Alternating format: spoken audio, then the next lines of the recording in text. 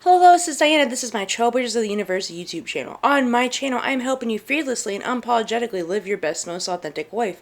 I am helping you break through your barriers and transcend any limitations you may have. If that sounds good to you, make sure to hit those like and subscribe buttons.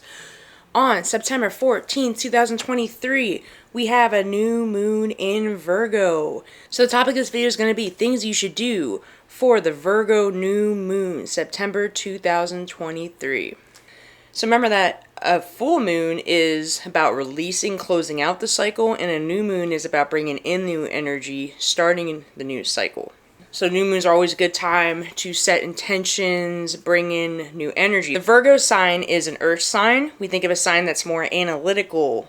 It can even be a perfectionist at times, even overcritical. Also very grounded, very practical, right? Organized. And its symbol is the maiden, so we think of more feminine energy. Also, it's a more mutable sign. So out of all the earth signs, the Virgo is a little bit more flexible to change. So with this being said, the things you should do for the Virgo new moon are, because this sign is in Virgo, and I mentioned the traits of the Virgo, it's a good time to shape some discipline into your life, but without being overcritical. Virgos can be kind of more critical on themselves. So we still want to have discipline and get more organized, but not beating yourself up and not burning yourself out. Because a Virgo is so focused and very organized and very on top of everything, right? Sometimes they can overextend themselves as well, put their energy into too many projects, maybe help too many people. Virgo is also known as a very giving sign as well. And the maiden symbol, more of a nurturing energy, so it could come from that. Like I said, we want to stop beating ourselves up for mistakes we made in our past. We also want to validate ourselves. So the Virgo can have a tendency to want to be a perfectionist. And with that being said, you can want to seek validation from other people more. That you're on the right path, or that you have your life together right. The definition of success might be more based on other people's opinions and what they validate instead of what you validate. So it's a good time to step into your power and validate yourself. Live up to your own expectations and not the expectations of others. So we want to embrace our feminine, more nurturing energy as well. I always think self-care and nurturing, anything that nurtures yourself is embracing more of that feminine energy. Or any activities that can make you embrace your feminine energy. And this is for guys too. I know that guys and girls both have masculine and feminine energy. So it's a good time to be more receptive. Before you extend yourself to other people and other projects, do you feel grounded in your nervous system? Do you feel grounded in yourself?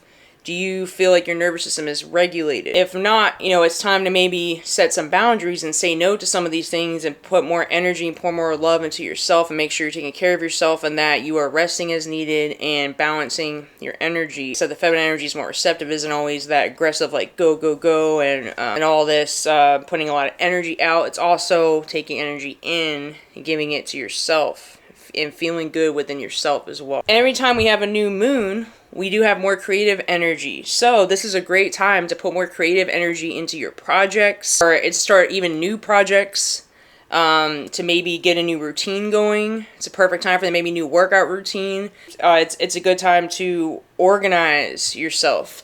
And also to prioritize your tasks. I talked about overextending. So if you're giving ourselves too much, too many projects, too many things, you need to prioritize. And we can't put our energy into everything at once, even though we might want to. So really step back, go through that list, prioritize based on the most urgent, what needs the most attention right now.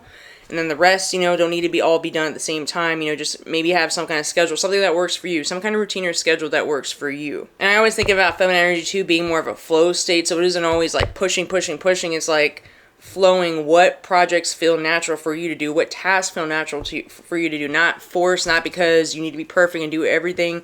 Not coming from society's expectations, just what feels natural to you. Also, good time to cleanse your space, maybe reorganize your room, get that feng shui going. So it's a good time to maybe get rid of things you don't use anymore. Maybe even sell some of the things that you don't use, or donate some of your clothes to charity. Really cleansing your space. I always notice that when I cleanse my space of things I don't need and I'm not using, or even things I have old attachments to or that remind me of my old self, when I'm trying to make changes to myself, I always feel better. I know I bring in more when I release more.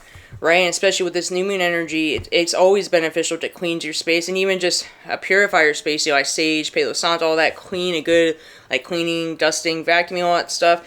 You'd be surprised on the little things sometimes that can really help make you feel better and make you feel more organized and on top of yourself. Even for me, when my walk-in closet is more organized, I feel in a better headspace. My room is more messy or I have things laying around clutter.